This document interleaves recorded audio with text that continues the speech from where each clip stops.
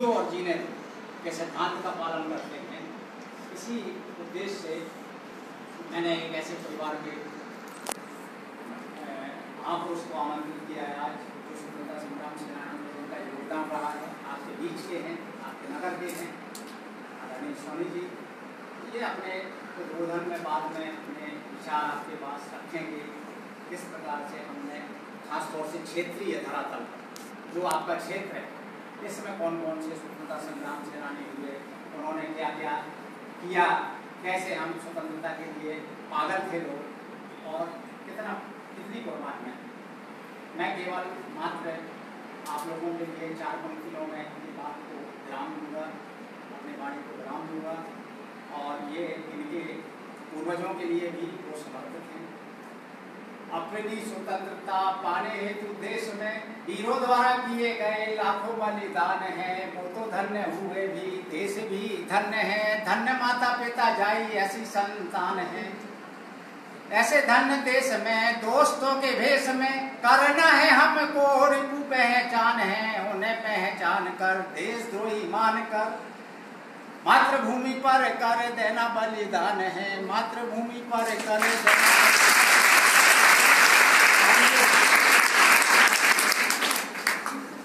मैं आमंत्रित करूंगा गार्गी सोनी को कि वो अपनी कविता लेकर आए यहाँ।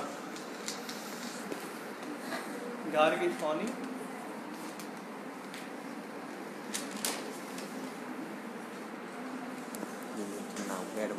तैयार है।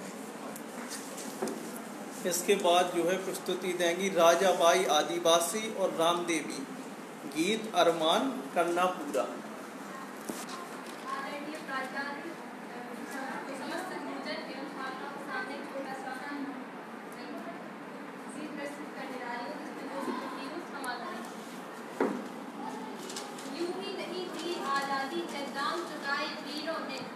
हंसकर चढ़ी है फांसी पर कुछ ने जख्म सही शमशीरों की, यूं ही नहीं मिली आज़ादी है दाम चुकाए वीरों ने। जो शुरू हुई सन 57 में सन 47 तक शुरू रही, मारे गए अंग्रेज कई वीरों के रक्त की नदी बही। मजबूत किया संकल्प था उनका भारत माता के वीरों ने, यूं ही नहीं मिली आज़ादी है दाम चुकाए वीरों ने। देश की रक्षा की खातिर थी रानी ने तलवार उठाई, पीठ पर बांधा बालक को पर जंग में नाथी पीठ दिखाई। कुछ ऐसी हुई शहीद के जैसे त्यागी है प्राण रणधीरों ने, यूं ही नहीं मिली आज़ादी है दाम चुकाए वीरों ने। ऊधम सिंह और मदन लाल ने खूब ही नाम कमाया था, घुसकर लंदन में अंग्रेजों को उनका अंजाम दिखाया था। यूं मातृभूमि से प्यार किया जैसे खुदा से किया फकीरों ने, यूं ही नहीं मिली आज़ादी है दाम चुकाए वीरों ने। नमक पर कानून तोड़कर अंग्रेजी नींव को हिलाया था, अंग्रेजी वस्तुओं का बहिष्कार कर असहयोग आंदोलन चलाया था। देश की स्वतंत्रता की खातिर बंद हुए सलाखों में यूं ही नहीं मिली आज़ादी है दाम चुकाए वीरों ने। राजगुरु सुखदेव भगत सिंह हंसकर फांसी पर जब झूले, बजा बिगुल फिर आज़ादी का हृदय में सबके उठे सूले। लोगों से डर कर ही सही इन्हें जलाया सतलज के तीरों पे, यूं ही नहीं मिली आज़ादी है दाम चुकाया वीरों ने। है जोश भरा था लहू में मजबूत शरीर बनाया था, हालत बदली कर देती थी अंग्रेजों को खूब डराया था।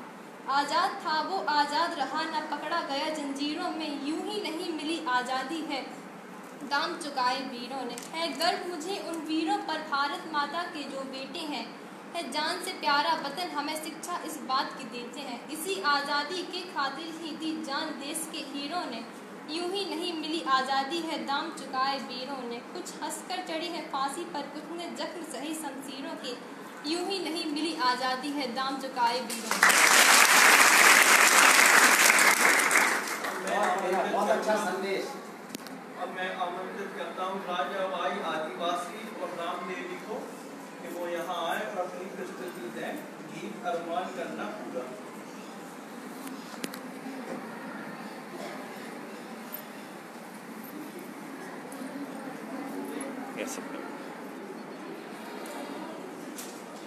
आदरणीय गुरुजन और मेरी छोटी बड़ी बहनों, हम आपके सामने देशभक्ति गीत गाने जा रहे हैं। उसमें जो गलते हैं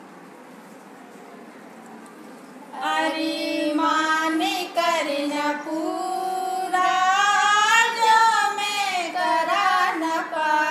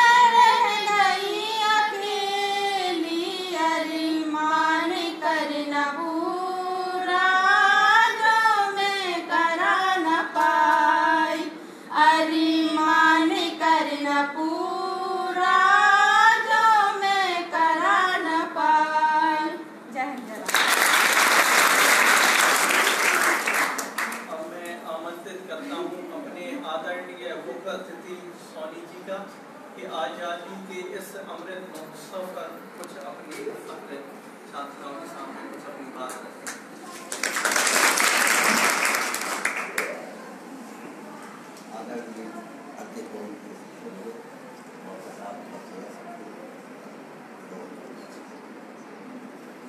उस टाइम पे आज़ादी के टाइम पे हमारे बुजुर्ग पिताजी से वगैरह ने उनके साथियों ने बहुत परिश्रम किया और परिश्रम के हिसाब से जहाँ जहाँ मीटिंग होती थी तो मीटिंग में जाते थे। जैसे हमारे यहाँ राजनगर में कपूरे पुष्पा और बच्ची बैगर और गोकुल प्रसाद महाशय ये स्वतंत्रता सेनानी थे। स्वतंत्रता सेनानी थे। इन लोगों का बड़ा अच्छा योगदान नगौरा के भी थे। पंडित जी हमारे पिताजी के साथ ही थे तो हाँ तुलसीदास वो साथ में रहे और बहुत अच्छा आंदोलन किया। जहाँ जहाँ भी उन लोगों को मीटिंग जाती थी रातों में जाते थे, रातों में घूमते उनकी सुनाते, फिर चर्चा करके बताते थे कि मुझे ये हो रहा वो हो रहा। अपना आंदोलन भी किया उनने। आंदोलन होने के बाद आंदोलन हुआ तो अंग्रेजों ने अत्याचार तो बहुत ज़्यादा किया ही है, आती से ज़्यादा अत्याचार किया, लेकिन इन लोगों ने सबने समय सीखा, उसको अपनी मंजूर किया और उसका योगदान आज हमको मिला है। लाठी डंडे भी खाए तो आज हम लोगों को जो मिल रहा है उन्हीं की प्रेरणा की वजह है। और गांधी जी ने ऐसा किया कि वो पूरा देश एक हो गया और अंग्रेजों को भागना पड़ा और भागने के बाद आज अपन स्वतंत्र हैं। तो अपन लोगों को यही सोचना चाहिए कि वो स्वतंत्रता सब लोग अपने उसी हिसाब से रहें कि जिसमें उसमें आप लोग हम आपकी भलाई रहेगी। बच्चे हैं जैसे बच्चियों ने अभी गीत सुनाया हमारे सामने सुनाया तो बहुत अच्छा है, इसमें प्रोत्साहन बढ़ता है और बढ़ने के बाद आगे बच्चे समझते तो हैं स्वतंत्रता सेनानी का क्या मतलब था, क्या है कितना कर्तव्य किया उनने। जैसे हमारे पिताजी बताया करते थे, हम तो नहीं थे उस टाइम पे कि जब स्वतंत्रता सेनानी सब लोग साथ जाते थे। श्रीराम सोनी था हमारे पिताजी का नाम, स्वर्गीय श्रीराम सोनी। तो वो हम लोगों को बताते थे ऐसा ऐसा हुआ, इतना हमने किया, जेल भी गए हुए। इसी वजह से उनको स्वतंत्रता संग्राम राज्यपाल से घोषित किया गया था। उनको 8.5 एकड़ जमीन भी सरकार ने दी थी और अब जमीन पेंशन वगैरह नहीं मिली है, उनको जमीन दे दी शासन ने। ना भी मिलती तो लेकिन देश के लिए प्रति तो अपन को काम करना है। जमीन जायदाद तो अपना काम है, उसमें बलिदान देना बहुत बड़ी बात है। और जितना ऐसा है कि सबको आता रहता है जाता रहता है उन लोगों को बहुत अच्छा रहा। और जैसे 4-5 लोग थे हमारे गोकुल प्रसाद महाशय विधायक भी रहे यहाँ पे, तो उन्हीं के साथ में रहते थे सब लोग। और टुकड़ियाँ पूरे क्षेत्र में हर जगह जाया करती थी। और जाने के बाद जो भी मीटिंग सुनते थे तो एकत्र बात करते थे, उसकी चर्चा आगे भेजते थे और भेजने के बाद आंदोलन भी करते थे। अब जैसे यहाँ पे चरण पात का भी सिंहपुर में था, वहाँ पे कितना भीषण हुआ उस अत्याचार अंग्रेजों का कि उनने एकदम लाठी डंडे चलाए, गोलियाँ चलाई। हमारे लोग बुजुर्ग लोग शहीद हुए और शहीद होने के बाद हमारे पिताजी भी शहीद थे उस टाइम पे, साथ में बताया करते थे। वो बहुत खाते वो पास की डंडा लिए रहते थे गेली और फिर उससे मारते थे, वो दौड़ाते थे। लेकिन फिर ये लोगों ने हार नहीं मानी, अपना वतन को आज़ाद करा लिया, देश को आज़ाद करा लिया। ये बलिदान उन्होंने दिया है तो हम आपको उसका सीखना चाहिए। और हमें बड़ा वो खुशी है कि आज हमारे घर परिवार में हमारे पिताजी ने इतना योगदान किया तो आज हमको सर उठाने का आप गौरव रहता है। उसमें बड़ा अच्छा होता है कि भाई आज हमारे बुजुर्ग रहे। तो ये तो है कि हमारे पिताजी स्वतंत्रता सेनानी है। और जब एक्सपायर हुए थे पिताजी तो एक 6 की गार्ड वहाँ पे गई थी दाह संस्कार में, हाँ सलामी दी थी। और जितना शासन ने किया वो सम्मान दिया। जैसे यहाँ से जाने के बाद वहाँ गई, वहाँ सलामी दी। तो हम लोगों को यही खुशी है कि हमारे पिताजी बुजुर्ग ने कुछ पुण्य कमाया होगा जो उनको जो मिला। नहीं तो संसार में है तो बहुत से लोग, लेकिन है कुछ लोग हैं जैसे राम सहाय तिवारी थे, टहनगा के थे। वो हमारे पिताजी से बुजुर्ग थे लेकिन साथ में थे। अब क्या, हम जितने लोग रहते थे उनके पिताजी के साथ ही, तो आते रहते थे, हमने देखा है उनको, उनका बातचीत सुना। राम साहब ऐसे सांसद भी रहे और फिर विधायक भी रहे और उनकी, लेकिन उनका विचारधारा बहुत अच्छी थी, गांधीवादी थे। हाँ गांधीवादी थी, एकदम गांधीवादी थे। उनने कभी किसी का अत्याचार नहीं सहा और उनका कहना रहता था अपनी पार्टी वालों सबसे कि जो हो अत्याचार मत सहो, उसका देखो। तो उनने ऐसा काम किया है, तो आज देश अपना इतना विशाल हो गया है कि अच्छे अच्छे विदेश के आदमी भी हम आपको खाते हैं। आज जैसे मोदी जी ने अभी इतने बम मंगा लिए, सब मंगा लिए, हर चीज़ मंगा ली, तो आज इतना अमेरिका, रूस, ये बड़े बड़े देश हैं, वो अपने को देखने के लिए डरते हैं। उनको आज शक्ति हो गई, तो क्या है, वो है तो सब गांधी जी की कृपा, और गांधी जी की कृपा से चंद्रशेखर आज़ाद, भगत सिंह है, राजगुरु, इनने ऐसे लोगों ने त्याग किया, और त्याग किया तो वो आज हम आपको फल मिल रहा है। और जय हिंद।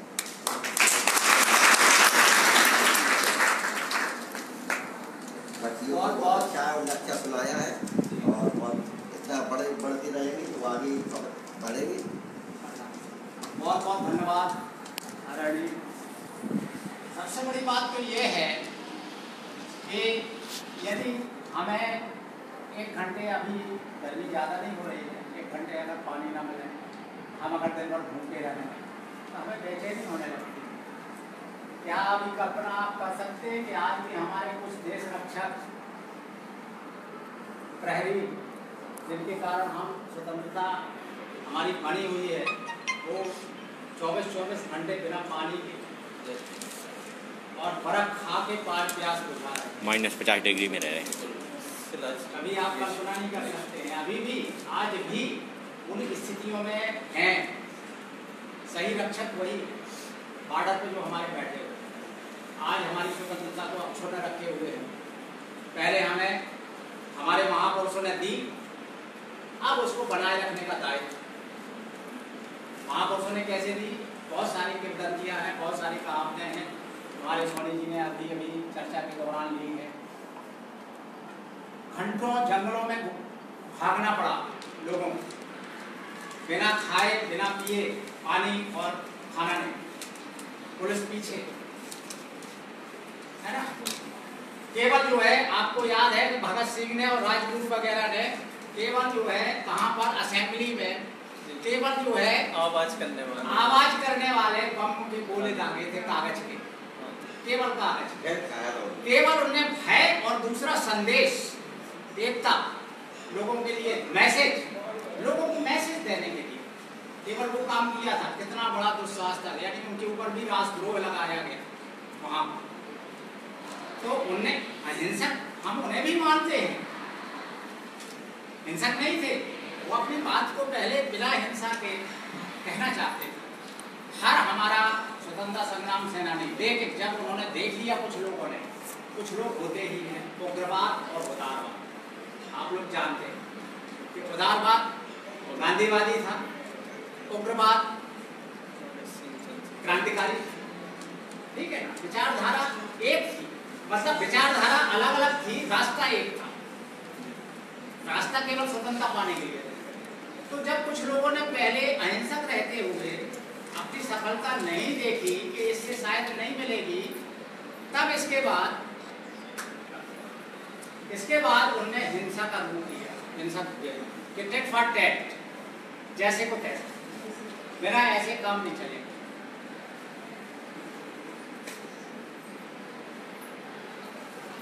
एक अंग्रेज ऑफिसर को किसने मारा था, याद है? कोई बताएगा? एक अंग्रेज ऑफिसर को मारा था जो क्रूर था, बताओ जरा, किसने मारा था और कौन किसे मारा था, बताइए। अब आप लोग सब पढ़ते हैं, आपके पाठ्यक्रम में है, और आप लोग एक छोटी सी बात याद नहीं रख सकते। आजाद का नाम सुना है, चंद्रशेखर आजाद का, और अभी सीरियल भी आ रहा है, उसमें दिखाया गया था, अभी दिखाया। मंगल पांडे कहाँ से आवाज है?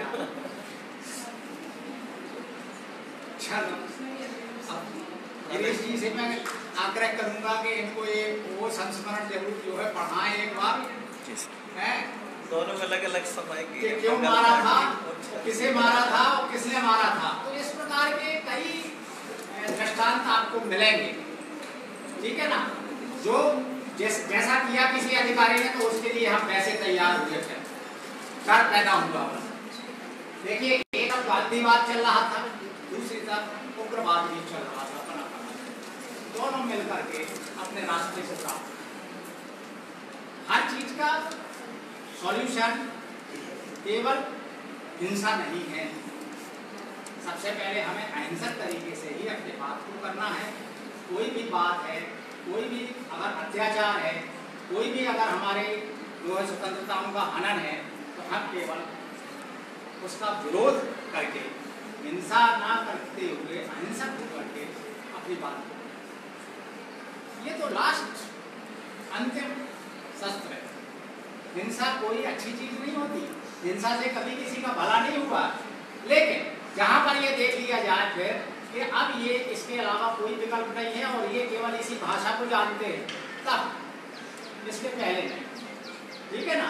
और अहिंसा का रोल बहुत जबरदस्त। अंग्रेज भी ये सोच रहे थे कि ऐसी शख्सियत, गांधी जैसी शख्सियत, ये किस मिट्टी से बना हुआ व्यक्ति है कि टूटता नहीं, अपनी बात को मनवा लेता। उनने तो कभी नहीं, कुछ भी नहीं, एक डंडा था साथ में जो भी चलने के काम आता था केवल, बाकी और किसी चीज का सहारा लिया ही नहीं उन्होंने कभी। तो ऐसा नहीं है, इनके लिए ब्रिटिश हुकूमत केवल एक ही शख्सियत के जो है सामने नतमस्तक हुई, क्योंकि अपनी बात को अहिंसक तरीके से उन्होंने पुरजोर, उजला तनखा दूली काया सच्चे वीर सिपाही थे, श्रम धर्म संभाव सत्यता पथ वाले हो रही थे। तो उनके बारे में तो बहुत कुछ कह सकते हैं, है ना। सर्व धर्म संभाव था उनके पास, सत्यता थी, अहिंसक थे, मांसाहारी नहीं थे, शाकाहारी थे बिल्कुल, बहुत सारे खूबियां थे। और ऐसा नहीं, जो कहते थे वो पहले करते थे, उसका पालन। सबसे बड़ी बात थी ये, हम ज्यादा ना कहें, जितना कहें एक बात कहें, उस बात को पहले अपने ऊपर आत्मसात करें। बहुत सारी किंवदंतियां उनके बारे में आती हैं। तो एक महिला आई या कोई परेशानी थी उसको, कोई चीज थी, या तो उन्होंने कह दिया कि चलो एक हफ्ते बाद आना या कल आना, 2 दिन बाद आना। फिर 2 दिन बाद आई, बोले गुड़ खाना बंद कर दो। बोले महात्मा जी यही बात बतानी थी तो पहले बता देते। बोले पहले मैं खाता था, मैंने छोड़ा नहीं। मैं कह रहा हूँ कि बंद कर दो, इससे रोग पैदा हो रहे, तो पहले मैंने अपने ऊपर आजमाया था इसको। जब मैं करता था तो कैसे कैसे। ये कहने का आशय ये है कि हम जो बात दूसरे से अपेक्षा करें उसको हम पहले करें आत्मसात, केवल बातें थे। और अगर ऐसा हमने करना सीख लिया तो स्वतंत्रता भी बनी रहेगी और आज़ादी के अमृत महोत्सव वास्तव में अमृत होगा। ये जो अमृत महोत्सव हम मनाने जा रहे हैं ये वास्तव में अमृत। इस पहलू को हमें आपको स्पर्श कराना है, क्योंकि आप 21वीं सदी की पीढ़ी, आपको इसका बिल्कुल भान नहीं है, बिल्कुल ज्ञान नहीं है कि कैसे हमें स्वतंत्रता मिली, कितने त्याग हुए, कितने बलिदान हुए, कितनी परेशानियां हुई, कितने परिवार उजड़े, कितने बच्चे अनाथ हुए। ये हमें नहीं, हमारे अधिकार तो वो नहीं थे कि हम खड़े होकर बोल नहीं सकते थे, 2 बात अपनी नहीं कर सकते, गोरे और काले का चलता था। इतनी अपमान सबसे बड़ा होता है, तिरस्कार और अपमान। और अंग्रेजों ने इसमें कोई कसर नहीं छोड़ी किसी किस्म से। सुभाष चंद्र बोस याद होंगे आपको, इन्होंने कोई नौकरी की थी क्या? कोई परीक्षा पास की थी क्या? अच्छे स्तर नहीं की? क्यों बताइए, बताइए सर। इनकी पहलुओं को बहुत अच्छे तरीके से स्पष्ट कराएं। सिविक सेवा परीक्षा को इन्होंने पास किया था IAS और की नहीं। अब सोचो, सबसे प्रतिष्ठा की परीक्षा थी और इंडियन के लिए आयु की शर्त भी इतनी कम कर दी गई थी अंग्रेजों के द्वारा उस टाइम, जिस नामुमकिन था उस लक्ष्य को प्राप्त करना। उस टाइम भी सुभाष चंद्र बोस जी ने उस परीक्षा को पास किया था, केवल इतना बताने के लिए त्याग पत्र दिया और बोले मैंने तो केवल इसलिए किया था कि हम इंडियन कहीं किसी से कम नहीं है, जिस चीज को ठान लेते हैं वो करके दिखा और छोड़ दिया। तो तुम्हें मालूम है कि उनकी कौन सी बहुत सारी फौज बनी थी, बनी थी कोई फौज हो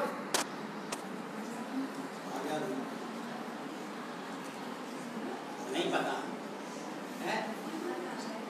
अरे भाई थोड़ा सा तो इतनी जो पाठ्यक्रम की चीजें हैं तो इनको तो याद रखो आप लोग, बता दीजिए। हाँ, क्या नारा था सुभाष चंद्र बोस का? क्या नारा था? नारा बताओ।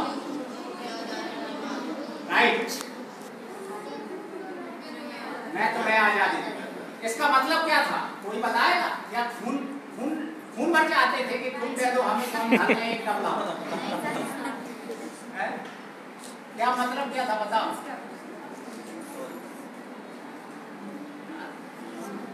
आप लोग में हेड मास्टर हैं तो ऑफिस में जाओ ना, ऑफिस में जाओ ना।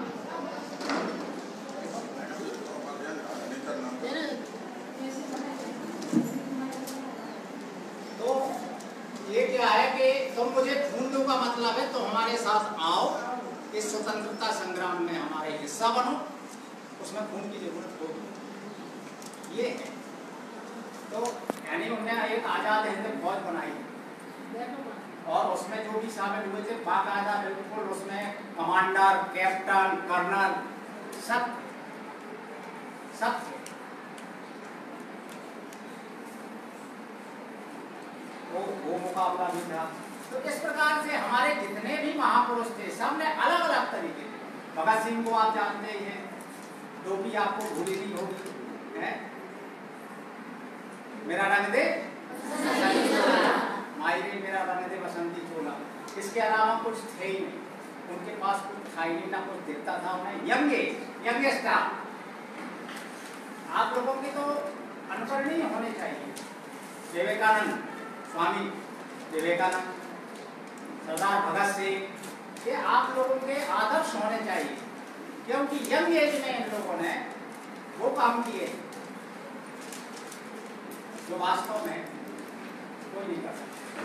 किसी चीज से मोह नहीं, घर परिवार सब कुछ होते हुए केवल रंग दे बसंती छोड़, केवल एक ही बस चीज थी उनके पास, मायरे मेरा रंग दे बसंती छोड़, इसके अलावा कुछ नहीं। इस पृथ्वी माता के लिए ही समर्पण था भारत माता। ये सब मिलकर के स्तंभ थे हमारे, सबने मिलकर के एक तरफ आजाद थे, पिता का नाम आजाद, तुम्हारा नाम आजाद, कहाँ के रहने वाले वो आजाद, सब आजाद थे और कुछ नहीं थे उनके पास। आजाद के अलावा कुछ था ही नहीं। ये होता है पागलपन। किसी भी चीज को अगर हम पागलपन की स्थिति में पहुंचते हैं तो करते हैं। आपका अध्ययन जिस दिन पागलपन की स्थिति में पहुंच जाएगा, पागलपन का मतलब ये नहीं पागल हो जाए, पागलपन हो जाए उस चीज, तो समझ लीजिए हमारी सफलता 100% पहुंच जाएगी। 100। तो ये महापुरुष हमारे बीच में, ऐसे परिवार के महापुरुष आए, इन्होंने बताया, यहाँ की क्षेत्रीय बातों को बताया। ये अपना, मैं आज इस अवसर पर एक चीज़ और अपने स्टाफ से और सोनी जी से ये वादा करता हूँ कि मैं अपने जालियांवाला बाग जो हमारा खंड है बुंदेलखंड का चरण पादुका, उसकी बड़ी फोटोग्राफ्स इस विद्यालय में लगाई और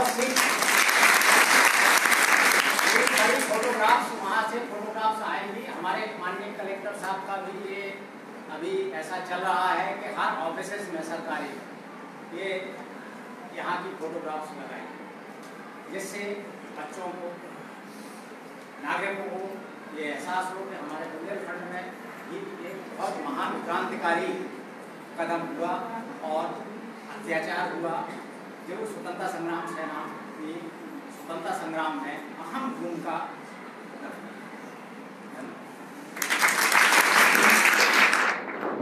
आमंत्रित करता हूँ ममता पटेल को कि वो आए और दे दी हमें आज़ादी गीत पर प्रस्तुति दें।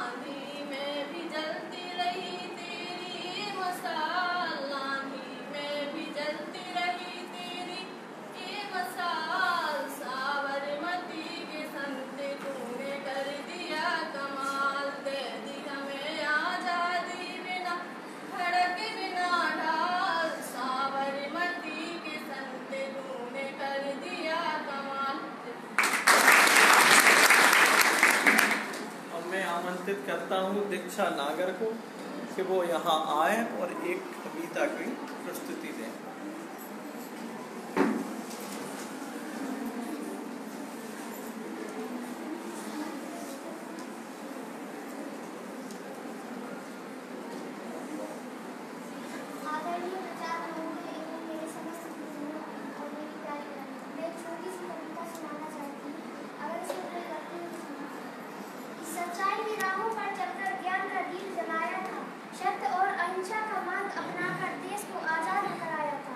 जाति धर्म का भेद भुलाकर सबको गले लगाया था। प्रेम भाव से रहने का संदेश बापू ने फैलाया था। लक्ष्य हमेशा ऊंचा रखो, सत्य की राहों पर चलो, मंजिल तुमको मिल जाएगी, हर बाधाओं से लड़ते चलो। विनम्रता से भरे स्वभाव से कितने ही आंदोलन किए थे, देश की स्वतंत्रता की खातिर जीवन जीना भूल गए थे। सच्चाई की राहों पर चलकर ज्ञान का दीप जलाया था और सत्य की और अहिंसा का मार्ग अपनाकर देश का आजाद कराया।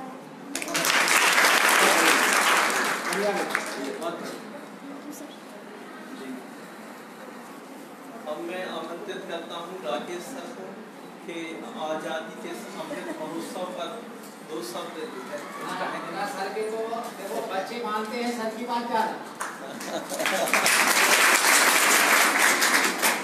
इनको वो केवल स्वतंत्रता के ऊपर बोले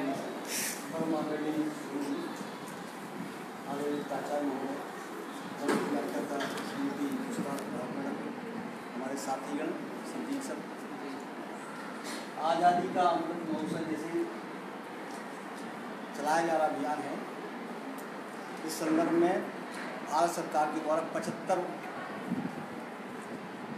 हफ्ते तक इस तरह का आयोजन किया जाता है। सबसे ज़्यादा स्कूलों को ही क्यों चुना गया इसमें, इसलिए क्योंकि आप लोगों के समक्ष इस आज़ादी के रूप में जो मनाया जा रहा पर्व है, इस आज़ादी के लिए बहुत सारे लोगों ने बलिदान दिया। आप लोग इस बात को और अपने घर में बताएंगे, साथ में घर वाले और अन्य लोग उस बताएंगे, तो इस तरह का माहौल बनेगा कि उस संदर्भ को अभी भी क्या कर लेंगे, तरोताज़ा कर लेंगे। क्योंकि हमारे जो बड़े बड़े नेता हुए हैं जिन्होंने आज़ादी के लिए बहुत अपना बलिदान दे दिया, उसमें बहुत सारे लोगों को अपन जानते हैं, नई पीढ़ियाँ जानती हैं, लेकिन बहुत सारे लोगों को आप लोग शायद नहीं जानते। इसीलिए उस बात को आज के परिप्रेक्ष्य में आज तरोताज़ा हो जाओ यादें, इसलिए आपके समक्ष ये आयोजन किया जा रहा है। हर स्कूलों में किया जा रहा है, हर ऑफिस में किया जा रहा है। इस बात के लिए बहुत समय पहले क्रांतिकारी हुआ करते थे, वे आज़ादी के लिए इतने पागल हुआ करते थे, कुछ भी कर जाने के लिए आमादा रहते थे। उनके पास पैसे नहीं होते थे, लेकिन इस आज़ादी के लिए वे दूसरे के घरों, बड़े बड़े लोगों के घर में चोरी और डकैती करने जाया करते।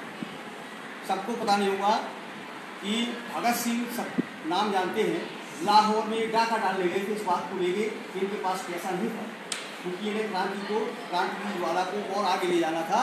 इसलिए लाहौर जो आज पाकिस्तान में है, अपने साथियों सहित ये लाहौर गए थे डाका डालने, लेकिन वहाँ जब गए तो इनके पीछे पुलिस लग गई, तो बेचारे लौट के वापस आ गए। इसके बाद काकोरी कांड किया इन्हीं लोगों ने, लखनऊ के आगे है, तो वहाँ इन्होंने रेल लूट ली, सबसे ज़्यादा पैसा लूट लिया, साथ में जितने हथियार थे सब लूट लिए।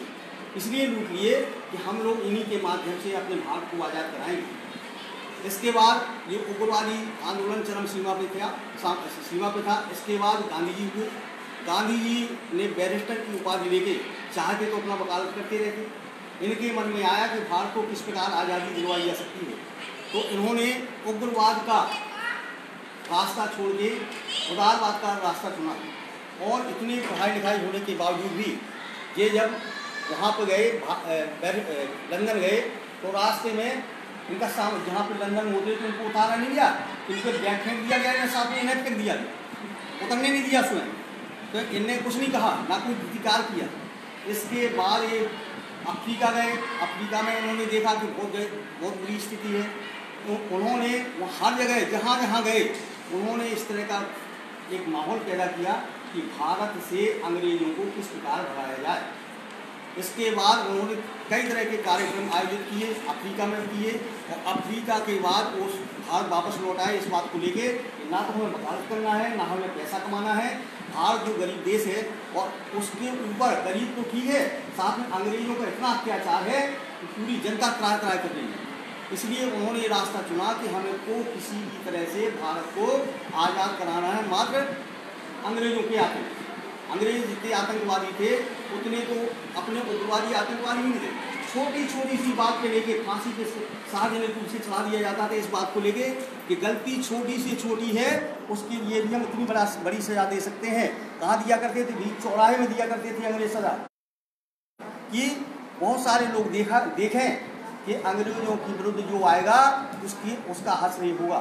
धीरे धीरे धीरे धीरे ये सब चलता रहा। अंत में ये महात्मा गांधी जी ने और बहुत सारे लोगों ने सब मिलजुल के आज़ादी का अपन को ये प्याला पिला दिया। ठीक, धन्यवाद। अब मैं आमंत्रित करता हूँ कृष्णा गुप्ता को कि वो आए और गांधी जी की दांडी यात्रा पर कुछ अपने विचार रखें।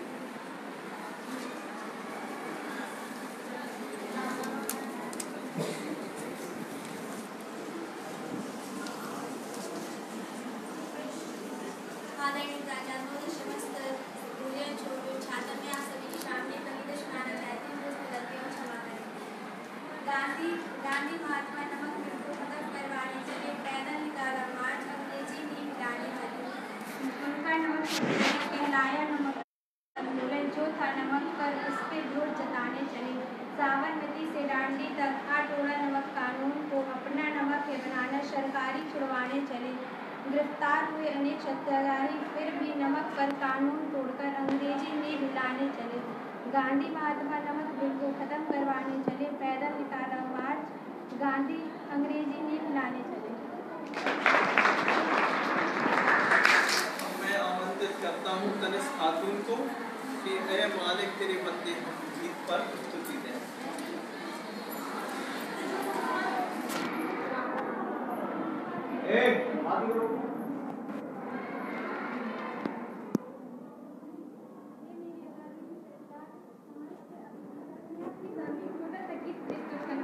जो भी गलती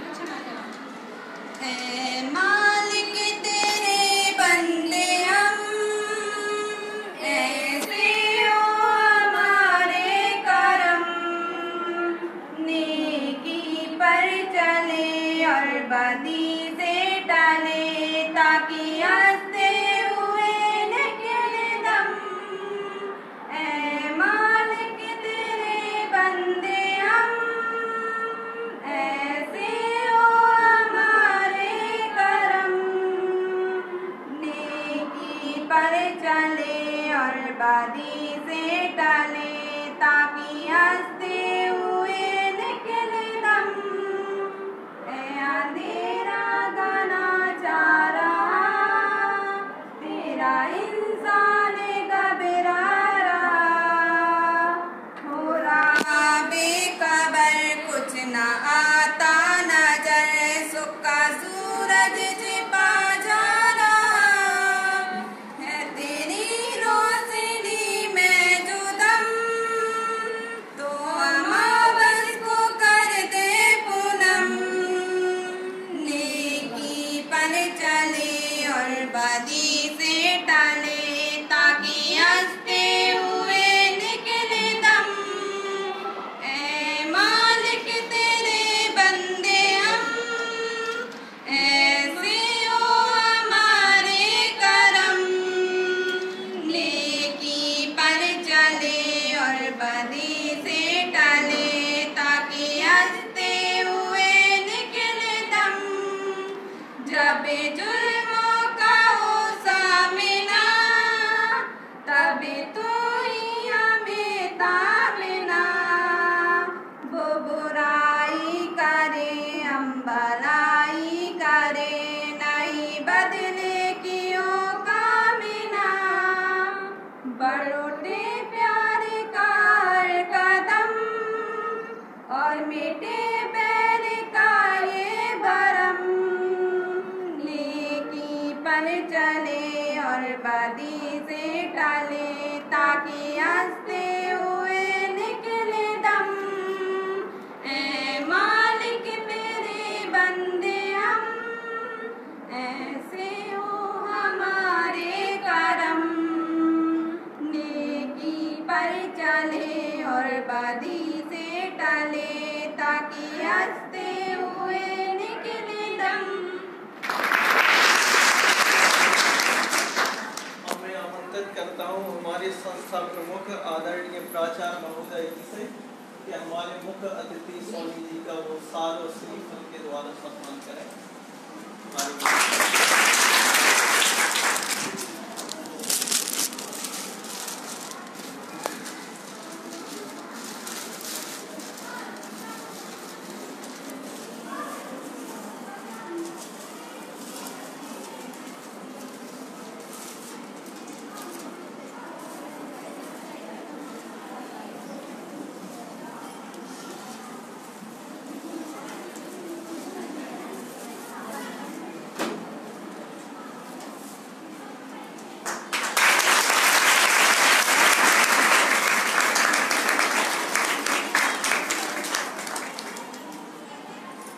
अब मैं आमंत्रित करता हूँ आदरणीय रावत मैडम जी को सम्मान दिया आप लोगों ने।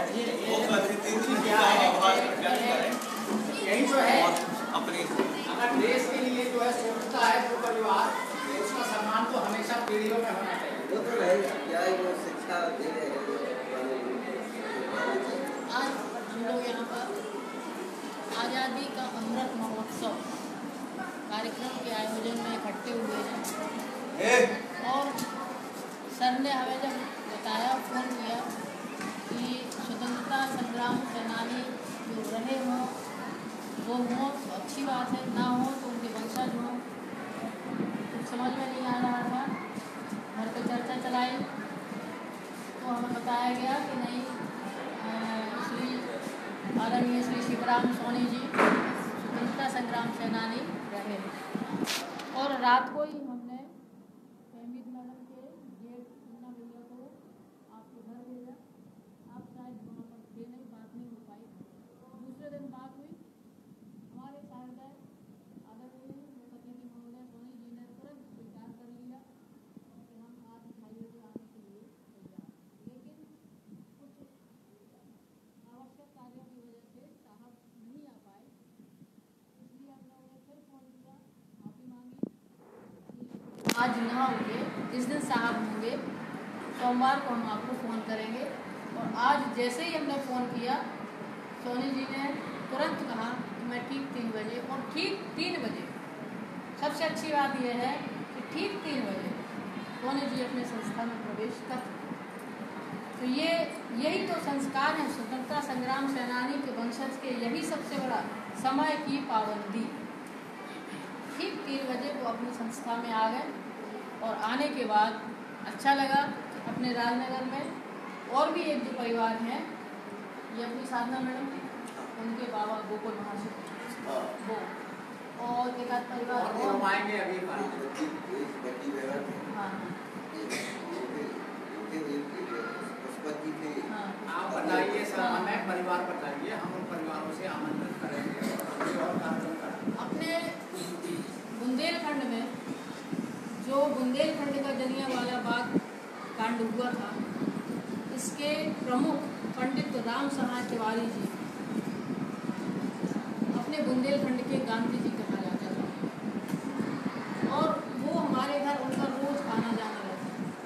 उस समय हम बहुत छोटे थे और उस समय बच्चों में और पिताजी में मर्यादाएं इतनी होती थी कि शायद हमें नहीं लगता कि हमारे पिताजी चले गए और उनके जाने के पहले हम उनसे बहुत अच्छी तरह कभी बात कर पाए। बहुत मर्यादाएं होती थी, बहुत डर रहता था। लेकिन एक बार जब वो आए दिल्ली से लौट के, तो पिताजी के पास बैठे, हम लोग बाहर खड़े थे, सुनाई दिया थोड़ा सा। क्या सुनाई दिया कि अब की बात तो अच्छे से बोली, खाना भी खिलाया, बैठी रही पास में, यही भाषा थी, बैठी रही पास में, अच्छे से बोली, खाना परस के खिलाया।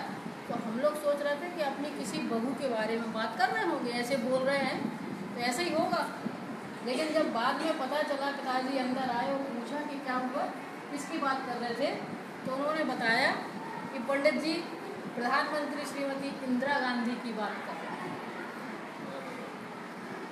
उस समय ये स्थिति थी स्वतंत्रता संग्राम सेनानी, कितने महान समझे जाते थे ये।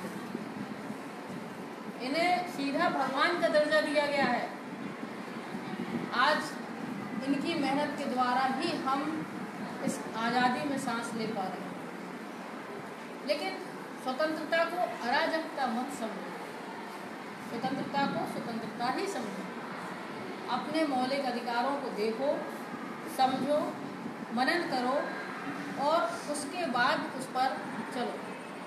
लेकिन स्वतंत्रता को जैसा सर ने बताया स्वच्छंदता समझ लिया या अराजकता समझ लिया, तो ये तो हमारा सीधा उन शहीदों का अपमान होगा जिन्होंने हमें स्वतंत्रता दिलवाई।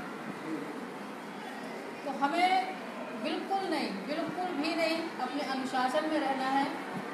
अपनी स्वतंत्रता का किसी तरह तुम्हारा हनन भी ना हो। तुम्हें ऐसा भी नहीं करना कि तुम्हें ऐसा लगे कि हमें कहीं कोई दबाया जा रहा है या हमारे साथ कोई गलत चीज़ हो रही है या हमारे ऊपर कोई प्रेशर है, ऐसा कुछ भी नहीं।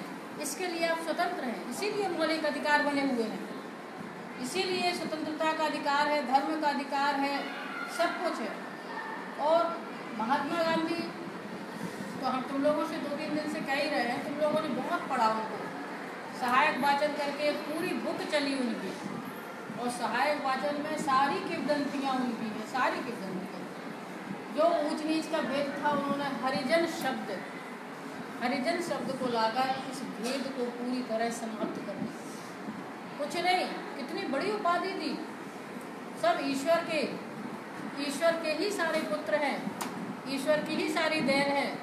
ना कोई हिंदू, ना मुस्लिम, ना सिख, ना ईसाई, ना ऊंच, ना जीत, ना अमीर, ना गरीब, कुछ नहीं। सब कुछ, सब एक हैं, एक ही धर्म है, क्या है? मानवता। एक ही जाति है, क्या है? भारतीय। कहीं कोई जातिवाद नहीं, कहीं कोई, कश्मीर से कन्याकुमारी तक सारा भारत एक है, कहीं कोई अंतर नहीं है। और इस खाई को पूरा किया हमारे स्वतंत्रता संग्राम दिलाने वाले शहीदों ने। उन शहीदों को हम बार बार नमन करते हैं। आदरणीय सोनी जी का बहुत बहुत धन्यवाद, बहुत बहुत आभार। उन्होंने अपना विशेष समय दिया और इस कार्यक्रम की शुरुआत की। अब कार्यक्रम तो पूरी साल चलते ही रहेगा, लेकिन ये बहुत अच्छी शुरुआत हुई। और कार्यक्रम के लिए जो उन्होंने अपना अमूल्य समय दिया, समय पर आए और अपने किंवदंतियों के द्वारा हम लोगों को बताया और वो आज़ादी के लम्हों से हम लोग खुद रोमांचित हो गए कि कैसे होंगे वो लोग। तो इसके लिए बहुत बहुत आभार आदरणीय सोनी जी का। आज के बाद अब आप लोगों को दूसरे टॉपिक दिए जाएंगे, चित्रकला निबंध प्रतियोगिता। टॉपिक यही हो आज़ादी का, और इसमें आपको चित्रकला के माध्यम से, निबंध के माध्यम से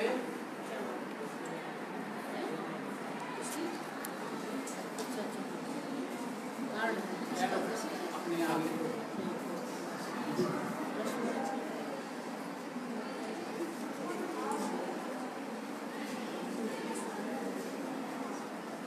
तो ये अपन करेंगे।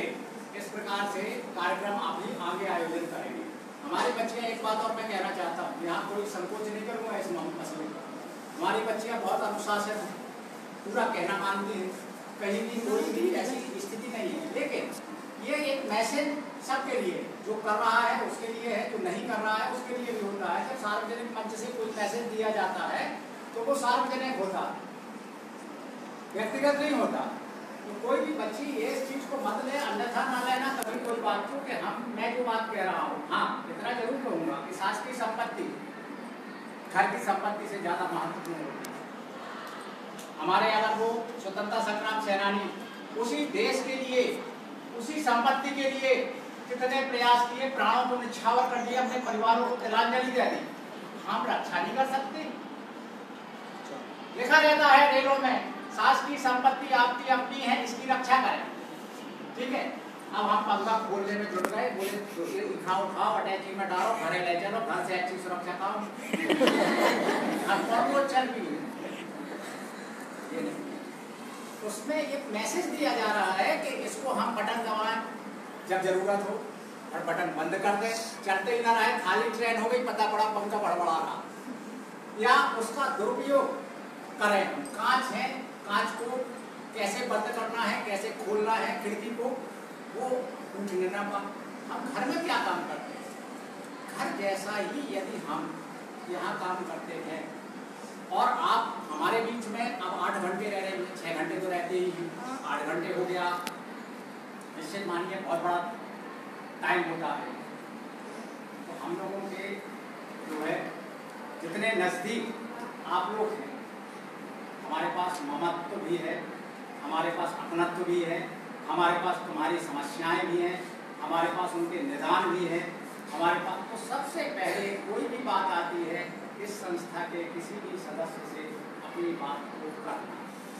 सबसे पहले हमारी कोई भी समस्या है, दिनांक समस्या है, बिल्कुल दूर की जाएगी, किसी कीमत पर नहीं रहेगी।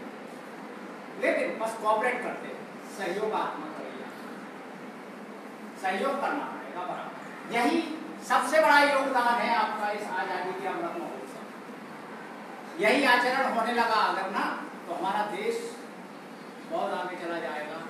हमारे जो मानवीय मूल्य थे, मानवीय मूल्य केवल ये थे, पहले बुजुर्गों के सामने, सोनी जी बैठे हुए हैं, मैडम भी हैं, बुजुर्गों के सामने हम लोग बात करने की हिम्मत नहीं करते थे, कभी उनके पास बैठने की भी हिम्मत नहीं करते थे। लेकिन उसको कुछ गलत माना गया, धीरे धीरे ये चीज़ कम, आज बिल्कुल खत्म।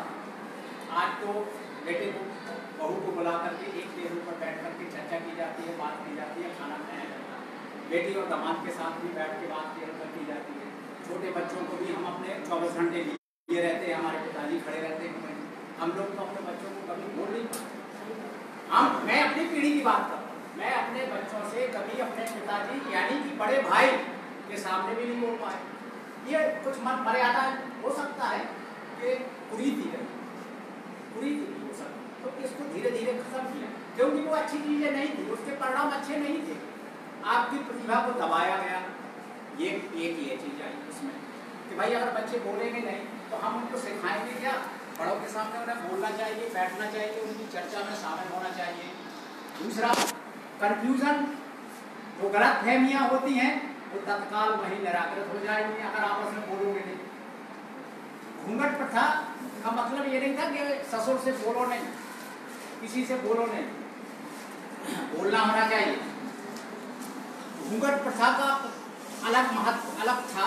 वो क्या था, वो अंग्रेजी शासन काल में चूंकि उसको हमारे सम्मान से संबंधित था वो, ठीक है, इसलिए वो घूंघट प्रथा शुरू की गई थी मुगलों से।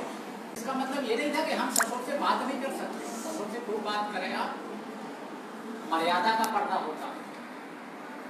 और उसमें क्या है कि बहू ने ये कहा, सास ने अगर कह दिया तो मान लिया ऐसा नहीं होगा, क्योंकि बहू खुद बोल रही है ससुर से, आपस में बात कर रही है, तो वो बात वहीं खत्म हो जाएगी।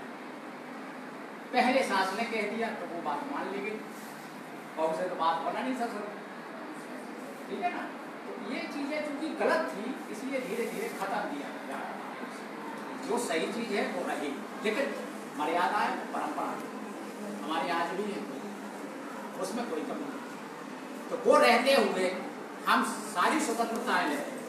स्वतंत्रता आपको पूरी मिल रही है। आज आपको बच्चियों के लिए सबसे पहला व्यक्ति हूँ जो मैं लड़ता हूँ अभिभावकों से, सोनी जी, आज आपको बता रहा हूँ मैं, जैन साहब थे यहाँ हमारे विजय जैन जी, उनके भाई की बच्चियाँ पढ़ती थी और होशियार बच्चियाँ थी, उनको वो आगे पढ़ाना नहीं चाहते। मैंने थोड़ा देर उनको कहा बच्चियाँ हैं, देखिए थोड़ा त्याग तो करना पड़ेगा। उनकी बच्चियों को हमने बाहर भिजवाया,